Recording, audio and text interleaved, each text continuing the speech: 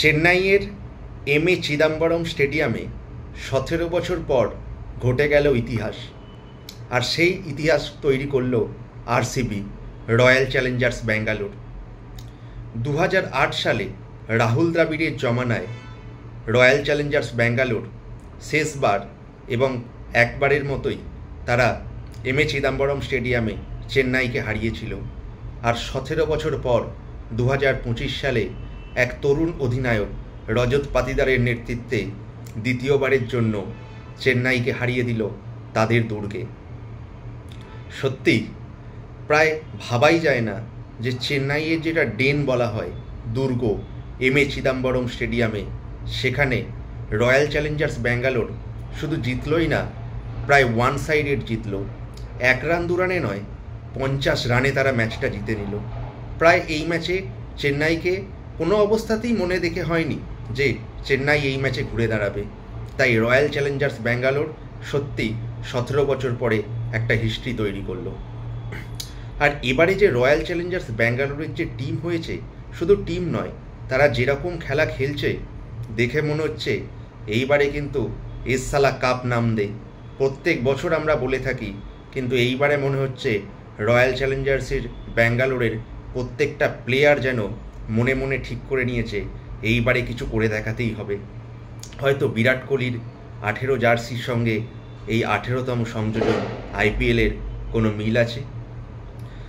যাই হোক, এই ম্যাচের কথা প্রথম থেকে যদি বলতে হয় তাহলে বলতেই হবে, এই ম্যাচ যখন চেন্নাই টসে জেতে এবং প্রথমে ফিল্ডিং করার সিদ্ধান্ত নেয়, তখন কিন্তু অনেকের মতো আমিও মনে করেছিলাম যে চেন্নাই কিন্তু জাস্ট উড়িয়ে দেবে রয়্যাল চ্যালেঞ্জার্স ব্যাঙ্গালোরকে। আসলে চেন্নাইয়ের পিচ খুব স্লো এবং ড্রাই পিচ হয়, তাই এই পিচে যখন রয়্যাল চ্যালেঞ্জার্স ব্যাঙ্গালোর 196 রান করে দেয়, তখনই প্রায় ম্যাচটা প্রায় পরিষ্কার হয়ে গিয়েছিল যে চেন্নাইয়ের জন্য একটা যথেষ্ট টাফ চেজ হতে চলেছে। আর রয়্যাল চ্যালেঞ্জার্স ব্যাঙ্গালোরের ব্যাটিংয়ের কথা বলতে গেলে কাকে ছেড়ে কার কথা বলবেই।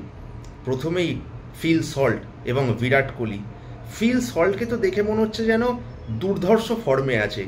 কলকাতার হয়ে আগের সিজনে যেরকম খেলেছে ঠিক যেন একই রকম ফর্মে। এরকম একটা ড্রাই পিচে 16 বলে 32 রানের একটা অতিমানবীয় ইনিংস খেললো। হয়তো রানটা অনেক বড় নয়, কিন্তু প্রথম দিকে যখন ব্যাট করে তুমি একটু অ্যাগ্রেসিভ ব্যাট করো, তখন যারা ড্রেসিং রুমে থাকে তাদের মনের মধ্যেও একটা বিশ্বাস হয়ে যায় যে এই পিচে রান করা যাবে।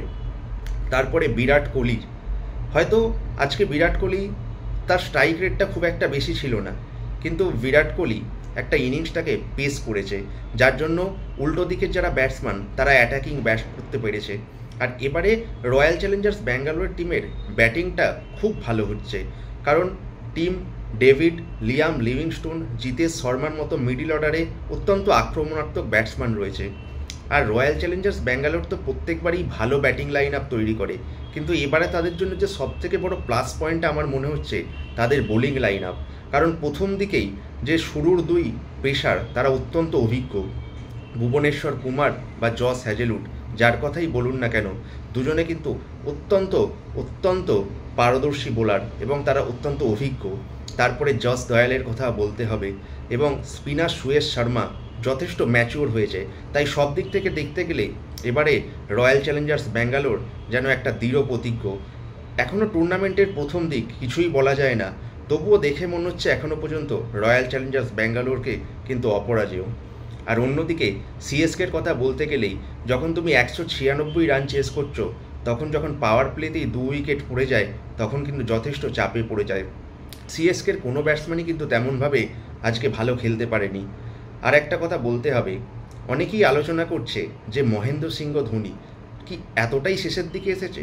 হ্যাঁ, মহেন্দ্র সিং ধোনি শেষের দিকে এসেছে, তবে তাকে অশ্বিনের নয়, তাকে আরও অনেকটা আগে আসা উচিত ছিল। কারণ অশ্বিন মাত্র 8টা বল খেলেছে। এই 8টা বল যদি আগে আসতো, তাহলে কি সত্যিই মনে হতো যে মহেন্দ্র সিং ধোনি ম্যাচটা শেষ করতে পারবে? আরও অনেক আগে আসা উচিত ছিল। সম্ভবত জাদেজা যে জায়গায় এসেছে সেই জায়গায় তার আসার কথা ছিল, আর স্যাম কোরানের জায়গায় রবীন্দ্র জাদেজার আসার কথা ছিল। আসলে কোনোভাবেই বয়স একটা ধোনির ফ্যাক্টর নয়। অনেকেই হয়তো বলছে যে বয়স একটা ফ্যাক্টর, কিন্তু আপনারা দেখেছেন তো উইকেটের পিছনে কীরকম লাইটনিং ফাস্ট স্টাম্পিং করছে মহেন্দ্র সিং ধোনি। তাই কোনোভাবেই বলা যেতে পারে না যে বয়স একটা ফ্যাক্টর, কারণ ধোনি এখনও আগের মতোই যথেষ্ট ক্ষিপ্র। এবং ধোনি যে কত ভালো এখনও ব্যাটিং করছে সেটা আমরা দেখতে পেলাম তো লাস্টের দিকেই। হ্যাঁ, ম্যাচটা এতটাই প্রায় প্রথম দিকের ব্যাটসম্যানরা সিএসকের বাজে খেলেছে, যার জন্য সেটা ধোনির রিচের বাইরে বেরিয়ে গেছে। তাই ধোনির পক্ষেও হয়তো এটা সম্ভব ছিল না এই ম্যাচটা জেতানো। যাই হোক, এখনই টুর্নামেন্টের মাত্র প্রথম শুরু, এখন অনেক কিছু ঘটবে টুর্নামেন্টে। আর একটা জিনিস বলতেই হবে, পাথিরানাকে যেভাবে জবাব দিল বিরাট কোহলি, পাথিরানার বলটা যখন বিরাট কোহলির হেলমেটে লাগে, পাথিরানা সঙ্গে সঙ্গে সরি বলে, বিরাট কোহলিও ওকে বলে, কিন্তু তারপরের বলেই পাথিরানা আবার বাউন্স আপ দেওয়ার চেষ্টা করে, কিন্তু সেই বলটা কিং কোহলি একদম বাউন্ডারির বাইরে 6 মেরে দেয়, তারপরেই 4 মারে। তাই এই জন্যই হয়তো আমরা বলে থাকি যে Virat Kohli king for a reason. এই জন্যই তো আমরা বিরাট কোহলি, মহেন্দ্র সিংহ ধোনির মতো প্লেয়ারদের এত ভালোবাসি। আজকের খেলাটা তো খুব উত্তেজনাপূর্ণ হলো। বিরাট কোহলির রয়্যাল চ্যালেঞ্জার্স ব্যাঙ্গালোর চেন্নাইকে 50 রানে হারিয়ে দিয়ে পয়েন্টস টেবিলের টপে চলে গেল। তাই আমার তো খেলাটা ভালো লাগলো, আপনাদের কেমন লাগলো একটু কমেন্ট করে জানান না। আর আমার চ্যানেলে যদি নতুন হয়ে থাকেন, চ্যানেলটা প্লিজ সাবস্ক্রাইব করবেন।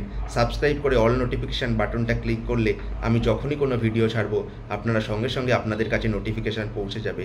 আর আমিও নিজেকে অনেক বেশি উদ্বুদ্ধ মনে করব নতুন নতুন খেলার ভিডিও দেওয়ার জন্য। তাই আজকের মতো এটুকুই, দেখা হচ্ছে পরের কোনো ভিডিওতে। ধন্যবাদ।